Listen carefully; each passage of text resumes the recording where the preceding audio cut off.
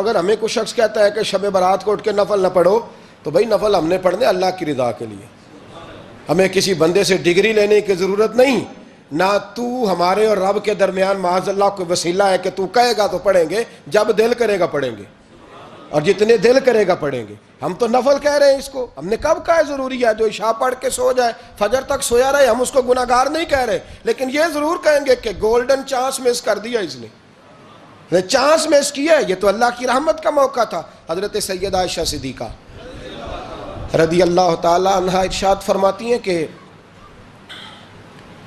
شعبان کی 15ویں رات تھی، یعنی شب برات کی رات، فرماتی ہیں شعبان کی 15ویں رات تھی، میں نے اچانک نظر ڈالی تو حضور میرے بستر میں تھے، پھر میری نظر پڑی تو حضور نہیں تھے، میرے دل میں گمان آیا، خیال آیا کہ شاید کسی اور زوجہ کی طرف حضور کا میلان تباہ ہو گیا ہو، وہاں تشریف لے گئے ہوں۔ فرماتی میں اٹھی باہر گئی تو نبی کریم علیہ السلام جنت البقیع میں تھے، قریب ایک جگہ پہ حضور دعائیں مانگ رہے تھے۔ فرماتے میں گیا تو حضور فرمانے لگے ابو بکر کی بیٹی تو نے کیا گمان کیا کہ اللہ کا رسول تیری حق تلفی کرے گا؟ عرض کی حضور آپ مالک ہیں، کہیں اور جانا چاہیں تو میری طرف سے پابندی نہیں۔ کہتی ہے وہاں کھڑے کھڑے میرے رسول کریم نے بیان فرمایا، یہ ترمذی کے لفظ ہیں، حضور نے فرمایا عائشہ یہ شعبان کی 15ویں رات ہے، مدینے میں سب سے زیادہ بکریاں بنو کلب کا قبیلہ پالتا تھا، فرمایا آج کی رات بنو کلب کے قبیلے کی بکریوں کی تعداد کے مطابق اللہ میری امت کے لوگوں کی بخشی فرما دے گا۔ یہ وہ رات ہے۔ جناب عائشہ صدیقہ رضی اللہ تعالیٰ عنہ نے بات رات کو سنی تنہائی میں نبی پاک سے، رات کو تنہائی میں حضور سے سنی، سویرے جناب عائشہ نے کل امت کو بتائی۔ اگر یہ بات اہمیت والی نہ ہوتی تو بی بی صاحبہ آگے روایت کرتی، یہ کتابوں میں آتی، یہ لوگوں کو بتاتی۔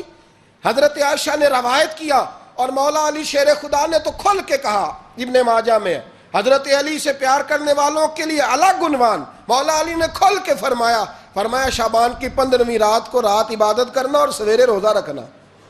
حضرت علی کے لفظ بائی نہیں سیاستہ میں، رات کو عبادت کرنا، دن کو روزہ رکھنا۔ ویسے تو رب کریم ہر روز تہجد کے وقت پہلے آسمان پر نزول اجلال فرماتا ہے اور لوگوں کو فرماتا ہے کوئی بخشش مانگنے والا؟ اور فرمایا ہر روز تہجد کے وقت یہ اعلان ہوتا ہے، پر شب برات کو نا شروع رات سے یہ اعلان شروع ہو جاتا ہے۔ ادھر دیکھو میری طرف، مغرب سے اعلان شروع ہو جائے گا۔ اللہ کرے آپ کو سمجھ آئے، اللہ کرے آپ کو، اور بھائی یہاں باہر لوٹ سیل لگ جائے، یہاں ابھی سیل لگ جائے، 5000 والا جوڑا 1500 میں، تو رش ختم ہوگا؟ اور بھائی اگر یہ لگ جائے، چلو یہ تو دور کی بات ہے نا، ہم تو لنگر والے لوگ ہیں، اگر لنگر کا اعلان ہو جائے کہ بڑا تگڑا ہے، بڑا تگڑا، ہمارے ہاں تو شادی کی روٹی کھلتی ہے تو لوگ آخری روٹی سمجھ کے کھاتے ہیں، تو شاید اللہ ماشاءاللہ یہ آخری ہے، اس کے بعد نہ ملے گی۔ جب اعلان ہوتا ہے اور دعوت ہوتی ہے کہ کھلا ہے جی کھاؤ، کیا حشر ہوتا ہے، کیا انداز ہے۔ مولا علی شیر خدا حدیث روایت کرتے ہیں، رنگ کیا ہے؟ فرمایا باقی راتوں میں نا تھوڑا سا پیکج ہوتا ہے، تھوڑا سا، آخری حصے میں رات کے شب برات کو نا رات چڑھتے ہی اللہ پہلے آسمان پر جو اس کی شان کے لائق ہے نزول جلال فرماتا ہے، اور پہلا جملہ یہ فرماتا ہے کوئی معافی مانگنے والا؟ اللہ کرے آپ کو سمجھ آئے، یعنی معافی دینے والا کہہ رہا ہے چلو آؤ ادھر، آؤ ذرا معافی مانگو، میں معاف کرنے آیا ہوں، مانگو معافی، ہے کوئی معافی مانگنے والا؟ معاف کر دیں گے۔ اور آپ فرماتے ہیں ہے کوئی رزق مانگنے والا؟ وہ جو بڑی درخواستیں دیتے پھرتے ہیں نا مختلف اداروں میں، وہ ایک درخواست نا کل شب برات والی رات بھی دیں۔ اللہ کرے آپ کو سمجھ آئے۔ وہ جو کہتے ہیں نا بڑی بڑی کمپنیوں میں نے اپلیکیشن جمع کرائی ہے تو کہیں کام نہیں بن رہا تو نسخہ دے رہا ہوں، ایک اپلیکیشن کل رات بھی جمع کراؤ انشاءاللہ کام بن جائے گا۔ اور میں نہیں کہہ رہا، مولا علی شیر خدا فرما رہے ہیں، اور وہ خود نہیں فرما رہے، وہ نبی پاک کا فرمان نقل کر رہے ہیں، اور وہ رسول اللہ صلی اللہ علیہ وسلم کی بات نہیں بیان کر رہے، وہ کہتے ہیں رب فرماتا ہے کوئی روزی مانگنے والا؟ سارے سیٹھوں، نوابوں، جاگیرداروں کے پاس جا جا کے تھک گئے ہو، ایک دن میرے کہنے پر، ایک رات، ایک دیہڑی ذرا شب برات والی لگا کے تو دیکھو، پر شرط یہ ہے کہ یقین کامل ہو، ارادہ یہ، مطلب اللہ معاف کرے، آپ نے ناراض نہیں ہونا، لیکن وہ ماحول اس طرح کا ہے کہ شب برات کو ایک دو ساتھی کو کہا رات کو عبادت کر کہتے جی وہ تو ٹھیک ہے پر سویرے چھٹی نہیں، کام کرنا ہے. یعنی رب کہہ رہا ہے کہ تو آ جا شب برات کی رات، جو مانگے گا وہ تجھے، لیکن یہ ادھر نہیں توجہ کر رہا. یہ کہتا ہے سویرے 10 بجے دکان نہ کھلی تو مشکل ہو جائے گی، دفتر نہ گیا تو حالات. آپ دیکھیں ذرا، اب جب یقین اس طرح کا ہو تو پھر تو میں ساری زندگی اداروں میں درخواستیں دینی ہیں. پھر آپ جیسا آپ کا مزاج ہوگا، اللہ تعالیٰ تو بندے کے گمان کے قریب ہے. تو میرے رسول پاک علیہ السلام نے ہمیں یہ میسج دیا، پیغام دیا، فرمائے اس رات جو اولاد مانگے گا رب اسے بھی عطا فرمائے گا. اس رات جو اللہ سے بخشش مانگے گا اللہ اسے بھی دے گا. اس رات جو رب کریم سے عزت مانگے گا اللہ اسے بھی عطا کرے گا. شارحین نے لکھا اس رات جو رب سے پردہ پوشی مانگے گا اللہ اسے پردہ پوشی بھی عطا کرے گا. جو جنت کا سوالی ہوگا رب اپنے فضل سے عطا فرمائے گا. کوشش فرمائے. 10 محرم کو ہمارے ہاں لوگ جاتے ہیں قبرستان، وہ کسی حدیث سے ثابت نہیں، میں منع نہیں کر رہا، جائیں 9 محرم کو جائیں، 10 کو جائیں، 11 کو جائیں، 8 کو جائیں، سفر میں جائیں، ربیع الاول میں جائیں، قبرستان میں جب بھی جائیں منع نہیں ہے. لیکن شب برات والی رات تو خود رسول کریم گئے ہیں نا قبرستان. اب جو بات میں نے سمجھانی ہے اس کو سمجھیں. نبی پاک کی والدہ کا مزار نہیں ہے وہاں جنت البقیع میں. حضور کے کو بھائی بہن، حضور کیا کرنے گئے؟ امت کی بخشش کے لیے گئے. شب برات کی رات لالچی نہ بنے کہ صرف میں نے اپنے لیے روزی مانگنی ہے، کل امت کے لیے مانگے رب کریم سے. مانگے اپنے بھائی کے لیے، مانگے اپنی بہن کے لیے، مانگے اپنے بیٹے کے لیے، مانگے اپنی بیٹی کے لیے، مانگے اللہ کریم سے. یہ مانگنے کی رات ہے. پچھلی راتی رحمت رب دی کرے بلند آوازہ، بخشش منگن واریاں کارن کھلا جے دروازہ. آئیں اللہ کی بارگاہ میں اس رات کو کھل کے دعا مانگیں. قبرستانوں میں نا کچھ قبریں ایسی ہیں کہ جو بتاتی ہیں کہ سالوں بیت گئے ہیں کوئی آیا نہیں. کچھ قبریں بتاتی ہیں. اور کچھ بڑے قبرستان بڑے شہروں میں ایسے بھی ہیں کہ جن کا گورکن کہتا ہے کہ مجھے کمیٹی نے کہہ دیا ہے جہاں 4-5 سال کوئی نہ آئے وہاں نئی قبر بنا دیا کرو. وہاں نئی قبر بن جاتی ہے معاذ اللہ. او بھائی کچھ ہیں ایسے، کچھ ہیں. یہ جائیں نا اکبر بادشاہ یہاں لیٹا ہے لاہور میں، تو شعر لکھا ہوا ہے بر مزارے ماں غریباں نے گلے پروانہ سوزز نے صدائے بلبلے. فارسی کا مقولہ لکھا ہے اس کی قبر پہ، کہتا ہے میں وہ غریب ہوں. اعلیٰ بادشاہ ہے مقبرے میں لیٹا ہے، کہتا ہے میں وہ غریب ہوں کہ نہ یہاں کوئی پروانہ آتا ہے نہ بلبل آ کے گیت گاتی. کوئی آتا ہی نہیں، کوئی فاتحہ نہیں پڑھتا، کوئی فاتحہ نہیں پڑھتا. او بھائی کئی قبریں ایسی ہیں جن پہ سالوں بیت گئے کوئی لوٹا نہیں. اور مشکات میں حدیث ہے میرے نبی کریم علیہ السلام نے فرمایا جو قبر میں ہوتا ہے وہ تو اس آدمی کی طرح ہے جو دریا میں ڈوب رہا ہے اور وہ انتظار کر رہا ہے کہ میرا بیٹا میرے لیے دعا مانگے، میری بیٹی دعا مانگے. پر بیٹے کو تو 27 سال ہو گئے، ملک سے باہر ہے. کاغذ بنے گے تو ابے کی قبر پہ آئے گا نا، اس کے تو کاغذات ہی نہیں مکمل ہو رہے. وہ بیٹے کو تو مشکل ہے بڑی، وہ تو کاغذات نہیں بن رہے. وہ تو دولت کا مطالبہ پورا ہوگا تو جب ہی وہ کام ہوگا نا.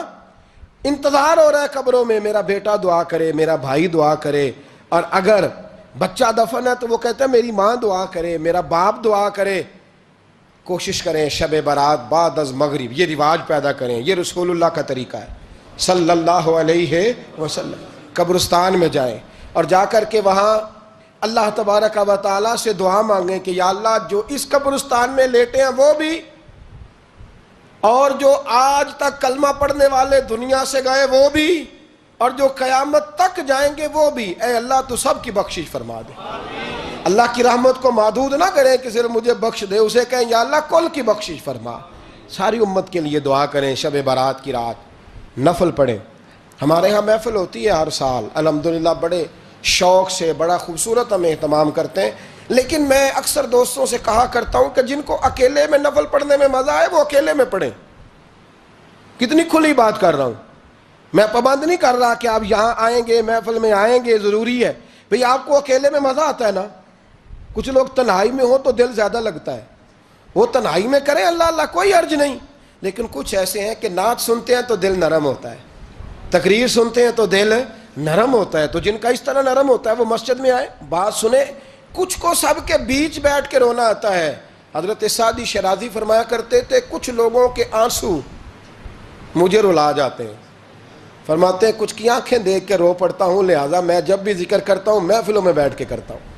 تنہائیوں میں مجھ سے نہیں ہوتا, تو جس سے نہیں ہوتا وہ آئے نا, مسجد میں آئے, رات عبادت کریں. کل مغرب سے پہلے پہلے کام سمیٹ لیں سارے, اور مغرب کے بعد یہ رات شروع ہوگی, مغرب کے بعد ایک چھٹی کر لو اللہ رسول کے لیے. کر لیں گے انشاءاللہ تعالی ایک چھٹی. اور توبہ کی رات ہے یہ, توبہ کرنی ہے. توبہ کس کو کہتے ہیں؟ توبہ کا معنی ہے پچھلے گناہ پر پچھتانا, شرمسار ہونا. کہتے نہیں اے کاش میں نہ کرتا, اور وہ لفظوں میں نہیں, جملوں میں نہیں, توبہ رٹی رٹائی نہیں, شرمسار ہونا اور آئندہ گناہ نہ کرنے کا پکا ارادہ کرنا, اس کا نام توبہ ہے. دیکھیں اللہ تعالیٰ فضل کرے, میں نے پچھلے سال کہا تھا پھر کہتا ہوں, مسجدوں سے نا شب برات کی رات, شب قدر کی رات چیخوں کی آوازیں آتی ہیں, لوگ اتنا روتے ہیں نا. رونا چاہیے, کم روتے ہیں زیادہ رونا چاہیے. لیکن سوال یہ ہے کہ اتنا زیادہ لوگ شب برات کی رات روتے ہیں, کیا پھر سویرے بددیانتی ختم ہو جاتی ہے؟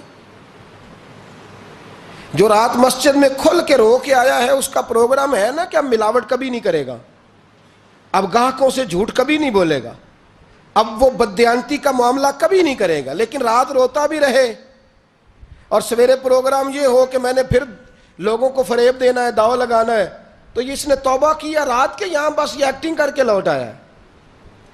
یعنی بڑی سجا بنا کر کے سوار کر کے رات توبہ کی. کیا مطلب ہے توبہ کا کہ توبہ آپ نے کی؟ حضرت حسن بصری سے کسی نے کہا توبہ کیا ہے؟ فرمانے لگے توبہ یہ ہے کہ جس گلی سے رب نے تجھے منع کیا ہے دوبارہ پھر تو اس گلی میں نظر نہ آئے, تو نظر ہی نہ آئے. اور جس جگہ جانے کا رب نے تجھے حکم دیا ہے پھر تو دوبارہ وہاں سے غیر حاضر نہ ہو. اگر یہ پروگرام ہی نہیں, ارادہ ہی نہیں.